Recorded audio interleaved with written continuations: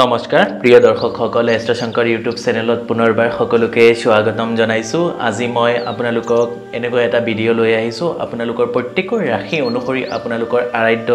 ভগৱান কাক আপোনালোকে মানিলে অতি আপোনালোকৰ জীৱনত অতি বেছি উন্নতি বা অতি বেছি সুখ শান্তি আৰু সমৃদ্ধি হ'ব সেই বিষয়ে আজিৰ ভিডিঅটো মই লৈ আহিছো 12টা ৰাশিৰ মেষৰ পৰা মীন ৰাশিলৈকে কোন ৰাশিৰ কোন আৰাধ্য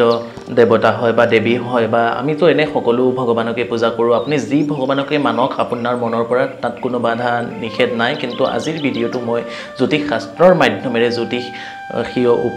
উপায় হিচাপে আপোনালোকৰ ৰাশি অনুসৰি আপোনালোকে কোনজন ভগৱানক প্ৰে কৰিলে আপোনালোকৰ জীৱনত যে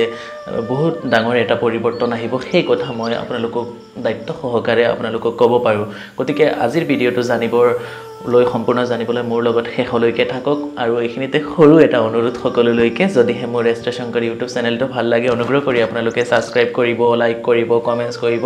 শ্বেয়াৰ কৰিব শ্বেয়াৰটো অতি বেছি গুৰুত্বপূৰ্ণ কাৰণ আপোনালোকে এটা শ্বেয়াৰে আপুনি জালে শ্বেয়াৰ কৰিব তেওঁৰ বহুত ডাঙৰ সাগে বহুত বেছি সমস্যা তেওঁ থাকিব পাৰে তেওঁৰ আপোনাৰ এটা শ্বেয়াৰত সেই মানুহজনৰ জীৱনত অকণমান হ'লেও যে কিবা এটা উপকৃত হ'ব তাৰ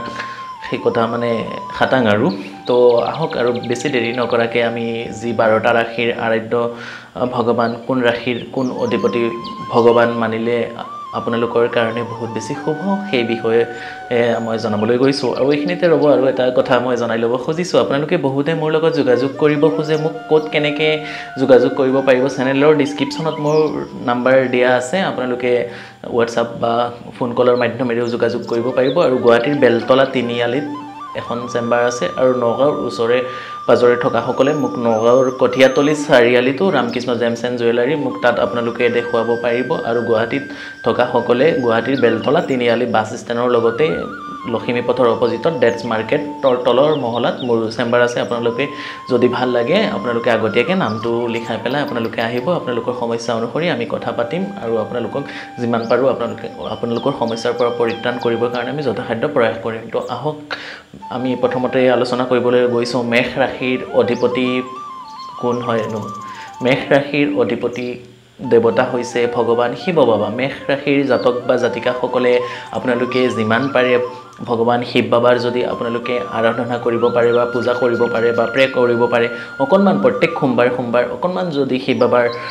আপোনালোকে জলাভিষেক কৰিব পাৰে মানে গংগা জল দি পেলাই তেওঁক মানে স্নান কৰাব পাৰে বা অকনমান ধূপ দীপ আপোনালোকৰ খাদ্য অনুসৰি যদি দেখুৱাব পাৰে আপোনালোকৰ জীৱনত বহুত বেছি শুভ হ'ব আপুনি যি ভগৱান কৃষ্ণ ৰাধা যাকেই মানক তাত কোনো ক'বলগীয়া নাই কিন্তু আপোনালোকৰ ৰাশিৰ অধিপতি হিচাপে ইয়াত আলোচনা কৰা হৈছে আপোনালোকৰ প্ৰত্যেকৰে ৰাশি অনুসৰি ভগৱানৰ কোৱা হৈছে তো এতিয়া মই আহিছো বৃষ ৰাশিৰ জাতক জাতিকা সকলৰ আপোনালোকৰ কাৰণে কোন ভগৱানক মানিলে আপোনালোকৰ জীৱনত যে অকণমান হ'লেও পৰিৱৰ্তন হ'ব সেই বিষয়ে জনাবলৈ গৈছো বৃষ ৰাশিৰ জাতক বা জাতিকা সকলে আপোনালোকে যিমান পাৰে মা লক্ষ্মী মা দুৰ্গা মা কালী দেৱী শক্তিৰ আপোনালোকে যিমান পাৰে আৰাধনা কৰক আপোনালোকৰ জীৱনত অকণমান হ'লেও পৰিৱৰ্তন হ'ব বা আপোনাৰ ৰাশি অনুসৰি এই দেৱতাসকলক জ্যোতিষ শাস্ত্ৰৰ মাধ্যমে দিয়া হৈছে আপোনালোকে তেওঁলোকক যিমান পূজা কৰিব পাৰিব সিমান বেছি আপোনালোকৰ জীৱনত সুখ শান্তি আৰু সমৃদ্ধি লাভ হ'ব এতিয়া মই আহিছো ৰাশি চক্ৰৰ 3 নম্বৰ ৰাশি অৰ্থাৎ মিথুন ৰাশিৰ জাতক বা জাতিকা সকলে আপোনালোকে কাক বেছি মানিলে আপোনালোকৰ জীৱনত যে পৰিৱৰ্তন হ'ব বা আপোনালোকৰ সমস্যাৰ পৰা পৰিত্ৰাণ পাব মিথুন ৰাশিৰ জাতক বা জাতিকা সকলে ভগৱান নাৰায়ণ বা শ্ৰী কৃষ্ণক আপোনালোকে যিমান বেছি মানিব পাৰিব আপোনালোকৰ জীৱনত কিমান বেছি সমস্যাৰ পৰা আপোনালোকে মুক্ত হ'ব পাৰিব জীৱনত সুখ শান্তি আৰু সমৃদ্ধি লাভ হোৱাত সহায় হ'ব এতিয়া মই আহিছো ৰাশি চক্ৰৰ যি 4 নম্বৰ ৰাশি কৰ্কট ৰাশিৰ জাতক বা জাতিকা সকলে আপোনালোকে যিমান পাৰে মা কালী বা মা তাৰা আপোনালোকে আৰাধনা কৰক তেতিয়া হলে আপোনালোকৰ জীৱনত শুভ ফল লৈ আহিব আপোনালোকে যিকোনো মাতৃশক্তি বা মা বিশেষকৈ আপোনালোকৰ মা কালী আৰু মা তাৰাকে দিয়া হৈছে এতিয়া মই আহিছো ৰাশি চক্ৰৰ 5ম ৰাশি যি সকল সিংহ ৰাশিৰ জাতক বা জাতিকা তেওঁলোকৰ কাৰণে দিয়া হৈছে জ্যোতিষ শাস্ত্ৰৰ মাধ্যমেৰে ভগৱান শিৱ বাবা আৰু হনুমানজী এই দুজন ভগৱানক আপোনালোকে যিমান বেছি মানিব পাৰিব সিমান বেছি আপোনালোকৰ জীৱনলৈ গড ব্লেছ মানে আপোনালোকৰ ভগৱান শিৱ আৰু ভগৱান হনুমানজীৰ অশেষ কৃপা লাভ হ'ব আৰু আপোনালোকৰ জীৱনত অতি বেছি উজ্জ্বলতা দেখা দিব মানে সুখ শান্তি সমৃদ্ধি সেই বস্তুখিনি দেখা দিব এতিয়া মই আহিছো কন্যা ৰাশিৰ জাতক বা জাতিকাসকলে আপোনালোকে কোন ভগৱানক বেছিকৈ পূজা কৰিলে আপোনালোকৰ জীৱনত সুখ শান্তি সমৃদ্ধি উন্নতি ইত্যাদি দেখা দিব আপোনালোকে মা তাৰা মা কালী মা দুৰ্গা মা লক্ষ্মী মা সৰস্বতী তেওঁলোকক যদি আপোনালোকে বেছিকৈ মানিব পাৰে তেতিয়াহ'লে আপোনালোকৰ জীৱনত সুখ শান্তি আৰু সমৃদ্ধি লাভ হ'ব এতিয়া মই আহিছো তুলা ৰাশিৰ জাতক বা জাতিকাসকলে আপোনালোকৰ আৰাধ্য ভগৱান কোন কোন তুলা ৰাশিৰ জাতক বা জাতিকাসকল ৰাধা কৃষ্ণ বা গোপাল ভগৱানক যদি আপোনালোকে ভগৱান কৃষ্ণৰ যি বালক অৱস্থা সৰুকালৰ যি ৰূপত পূজা কৰা যায় গোপাল ৰূপত সেই গোপালক যিমান আপোনালোকে বা কৃষ্ণ বা ৰাধাক যদি আপোনালোকে তুলা ৰাশিৰ জাতক বা জাতিকাসকলে যিমান পূজা কৰিব পাৰে তেওঁলোকৰ জীৱনত সিমান বেছি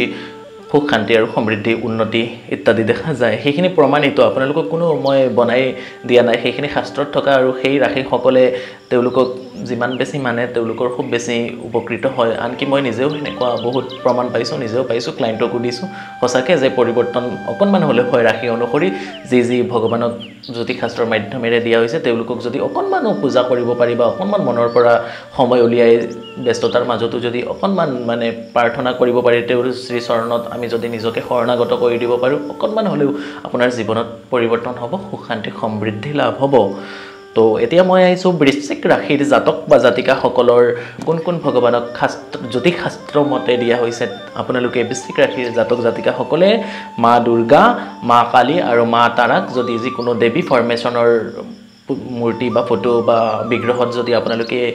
সদায় পুৱা গধূলি অকণমান পূজা পাঠ ইত্যাদি কৰিব পাৰে তেতিয়াহ'লে আপোনালোকৰ জীৱনত সুখ শান্তি আৰু সমৃদ্ধি লাভ হয় এতিয়া মই আহিছোঁ ধনু ৰাশিৰ ভগৱান বিষ্ণুৰ এটা ৰূপ নৃসিংহ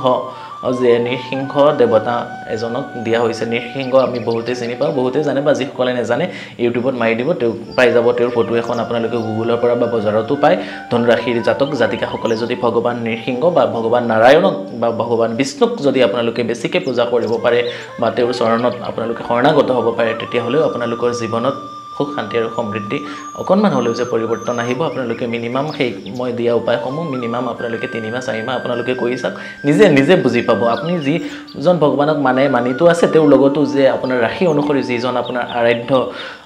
দেৱতা তেওঁক আপোনালোকে অকণমান মনৰ পৰা মানি চাওক সঁচাকৈ এটা বেলেগ ধৰণৰ এটা শক্তি অনুভৱ হ'ব বেলেগ ধৰণৰ এটা সুখ শান্তি আপোনাৰ মাজত দেখা যাব এতিয়া মই আহিছোঁ ৰাশি চক্ৰৰ দশম ৰাশি মকৰ ৰাশিৰ জাতক জাতিকাসকলৰ চিধা কথাত মা কালী বা মা দুৰ্গা মা মাতৃশক্তিৰ মানে যে মা দশ মহাবিদ্যাৰ দুৰ্গাৰ 10টা ৰূপৰ যিকোনো এটা ৰূপৰ পূজা আপোনালোকে কৰক স্পেচিয়েলি মা কালীৰ দশ মহাবিদ্যাৰ প্ৰথম দেৱীক মকৰ ৰাশিৰ জাতক বা জাতিকাসকলক দিয়া হৈছে আপোনালোকে দেৱী শক্তিক মাতৃশক্তিক আপোনালোকে পূজা কৰক আপোনালোকৰ জীৱনত আমূল পৰিৱৰ্তন হ'ব সেই কথা খাটাং আৰু মনৰ পৰা আপোনালোকে কৰক আৰু যিহেতু মকৰ ৰাশি কুম্ভ ৰাশি মীন ৰাশি এই ৰাশিকেইটাৰ বিশেষকৈ মানে শনিদেৱৰো চাৰিখাতি চলি আছে গতিকে এই ৰাশিকেইটাই অকণমান এই সময়ত যিকোনো মাতৃশক্তি বা শিৱ বাবাৰ যদি আৰাধনা কৰিব পাৰে তেওঁলোকে শনিৰ চাৰিখাতি শনিৰ যি নেগেটিভ ইম্পেক্ট আছে তাৰ পৰা আপোনালোকে পৰিত্ৰাণ পাব পাৰিব তো মকৰ ৰাশিয়ে যিমান পাৰে মকৰ ৰাশিৰ জাতক জাতিকাসকলে যিমান পাৰে মা কালী বা লগতে শিৱ বাবাক যদি অকণমান আৰাধনা কৰিব পাৰে আপোনালোকৰ জীৱনত সুখ শান্তি আৰু সমৃদ্ধি লাভ হ'ব এতিয়া মই আহিছোঁ একাদশ ৰাশি 11 নম্বৰ ৰাশি কুম্ভ ৰাশিৰ জাতক বা জাতিকাসকলক সিদ্ধি ভগৱান শিৱ বাবাক দিয়া হৈছে আপোনালোকে যিমান পাৰে শিৱ বাবাক আৰাধনা কৰক শিৱক আপোনালোকে যিমান পাৰে জলাভিষেক কৰক অকণমান যদি গংগা জলৰ মাজত অকণমান কুলা ৰঙৰ যিটো সৰিয়হ থাকে কুলা সৰিয়হ আৰু অকণমান কুলা তিল দি পেলাই আৰু একো নোৱাৰিলেও গাখীৰো যদি সম্ভৱ হয় দিব যদি নোৱাৰে কেৱল মাত্ৰ গংগা জলৰ মাজত আপোনালোকে কুলা সৰিয়হ আৰু কুলা তিল দি পেলাই আৰু অকণমান যিটো ভাং সেই ভাংটো পানীত দি পেলাই শিৱক অৰ্পণ কৰিব শিৱৰ মাথাত দিব আপোনালোকৰ যি শনিদেৱৰ যি চাৰিখাতি নেগেটিভ যিখিনি চলি আছে অকণমান হ'লেও পৰিত্ৰাণ পাব আৰু যিমান পাৰে আপোনালোকে শিৱ বাবাক মানিব কুম্ভ ৰাশিৰ জাতক বা জাতিকাসকলে আপোনালোকৰ আৰাধ্য দেৱতা ভগৱান শিৱ বাবাক দিয়া হৈছে তো আপোনালোকে শিৱৰ যিমান বেছি পূজা কৰিব পাৰিব বা শিৱৰ শিৱ তাণ্ডৱ স্তোত্ৰম শিৱলিংগাষ্টক স্তোত্ৰম সেনেকুৱা শিৱৰ যিখিনি নাম আছে বা স্তোত্ৰম যিখিনি আছে আপোনালোকে যিমান বেছি পাঠ কৰিব পাৰিব সিমান বেছি আপোনালোকৰ জীৱনত উন্নতি প্ৰগ্ৰেছ ইত্যাদি দেখা যায় এতিয়া মই আহিছোঁ ৰাশি চক্ৰৰ একেবাৰে শেষ ৰাশি মীন ৰাশি তো মীন ৰাশিৰ জাতক বা জাতিকাসকলক চিধা মা লক্ষ্মীক দিয়া হৈছে তো মা লক্ষ্মীক আপোনালোকে যিমান বেছি পাৰে পূজা কৰিব অকণমান সময় উলিয়াই তেওঁৰ চৰণত আপোনালোকে শৰণাগত হ'ব অকণমান সময় উলিয়াই মা লক্ষ্মীক যিমান পাৰে খাদ্য অনুসৰি পূজা পাঠ ইত্যাদি কৰক মা লক্ষ্মীৰ নাম লওক আপোনালোকে বহুত বেছি শুভ ফল পাবলৈ সক্ষম হ'ব এই যে যিখিনি মই দিলোঁ সেই বস্তুখিনি আপোনালোকে যদিও কৰিব নোৱাৰে এইখিনি পূজা কৰিব পাৰিলে 12টা ৰাশি খুবেই বেছি ভাল যদি নোৱাৰে প্ৰত্যেকৰ যি ৰাশিৰ যি আৰাধ্য ভগৱানৰ নাম ক'লো তেওঁলোকৰ নামটো ৰাতিপুৱা টোপনিৰ পৰা উঠি এখন বগা হোৱাইট পেপাৰ শুদ্ধ পেপাৰ ল'ব লৈ পেলাই ৰঙা কলমেৰে তেওঁৰ নামটো 28 বাৰ নহ'লে 108 বাৰকে আপোনালোকে মিনিমাম সদায় লিখি যাওক 90 ডেজ লিখক তেতিয়া চাব মেজিক অৰ্ডৰে এটা ৰিজাল্ট আপোনাৰ জীৱনত বিশ্বাস লাগিব চাওক প্ৰথমতে বিশ্বাস আপোনাৰ লাগিব বিশ্বাস নথকাকৈ মোৰ এই ভিডিঅ'টো নাচাব আপোনাৰ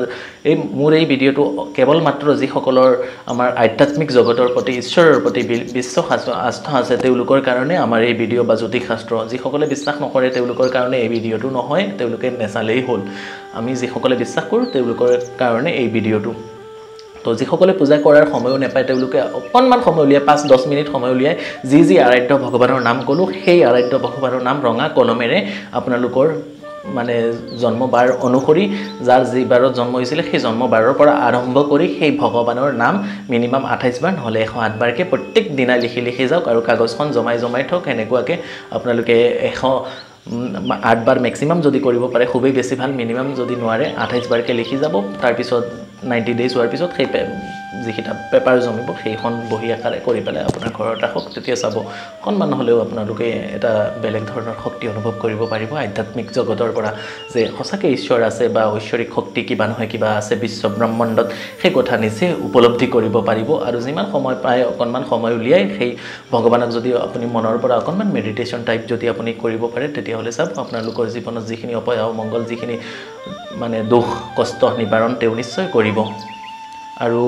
বিশেষ দিগত নকৰোঁ এইখিনিতে পুনৰবাৰ সকলোকে অনুৰোধ জনাইছোঁ আপোনালোকে যদি ভাল লাগে মোৰ এষ্ট্ৰ শংকৰ ইউটিউব চেনেলটো ছাবস্ক্ৰাইব কৰিব লাইক কৰিব কমেণ্টছ কৰিব যিমান পাৰে বেছিকৈ আপোনালোকে শ্বেয়াৰ কৰিব আৰু আপোনালোকে বহুতে আমাৰ লগত যোগাযোগ কৰিব খোজে তো মোৰ চেম্বাৰ গুৱাহাটীৰ বেলতলা তিনিআলি ডেটছ মাৰ্কেট লখিমী পথৰ অপজিটত তিনিআলি বাছ ষ্টেণ্ডৰ একেবাৰে লগত আৰু নগাঁৱৰ ওচৰে পাজৰে থকা সকলে মোক কঠিয়াতলি চাৰিআলি ৰামকৃষ্ণ জেমছ এণ্ড জুৱেলাৰীত পাব আৰু হুজাইত অতি সোনকালে মোৰ এখন চেম্বাৰ হ'ব তো গতিকে হুজাইৰ ছাইডতো আপোনালোকে যোগাযোগ কৰি হুজাইটো মোক দেখুৱাব পাৰিব পুনৰবাৰ সকলোলৈকে হৰ হৰ মহাদেৱ জয় মা কালী জয় শ্ৰীৰাম